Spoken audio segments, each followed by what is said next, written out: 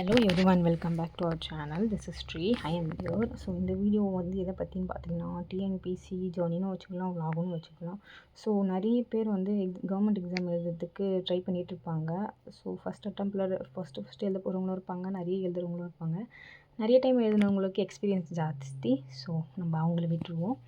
First எழுத போகிறீங்க அப்படின்னா இந்த வீடியோ உங்களுக்கு தான், மறக்காமல் ஃபுல்லாக பாருங்கள். ஸோ நிறைய ஸ்டார்ட் அப் அண்ட் பிக்னஸ் வந்து யோசிச்சுட்ருப்பாங்க, எங்கேருந்து படிக்கணும், எப்படி படிக்கணும், என்னென்ன படிக்கணும், புக் இன்சைட் படிக்கணுமா, இல்லை புக் பேக் ஒன்வர்ட்ஸ் படிக்கணுமா, இல்லை ஃபுல் லெசனும் படிக்கணுமா, யாராச்சும் கைட் பண்ணால் நல்லாயிருக்குமே, ஃபர்ஸ்ட் அட்டம்ப்ட்லேயே கிளியர் பண்ணணும் அப்படின்னு சொல்லிட்டு நிறைய தாட்ஸ் இருக்கும்.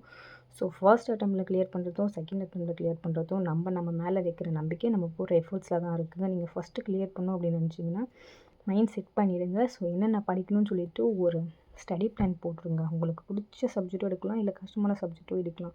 பட் எடுத்தால் அது ஒன்ஸ் கிளியர் பண்ணிடணும். நெக்ஸ்ட் அது தொடர மாதிரி இருக்கக்கூடாது. ஸோ இந்த மாதிரி அப்டேட்ஸ் நிறைய தெரிஞ்சுக்க நம்ம சேனலை மறக்காமல் ஃபாலோ பண்ணிக்கோங்க, சப்ஸ்கிரைப் பண்ணி வச்சுக்கோங்க.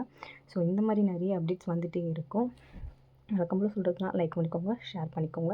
அண்ட் இன்ஜினியரிங் ஸ்டூடெண்ட்ஸ் யாரெல்லாம் இப்போ கரண்ட்டாக படிச்சுட்டு இருக்கீங்கன்ட்டு கமெண்ட்டில் ஒரு ரெட் டாட் போடுங்க. இதோட வீடியோவை முடிச்சுக்கிறேன். பாய்.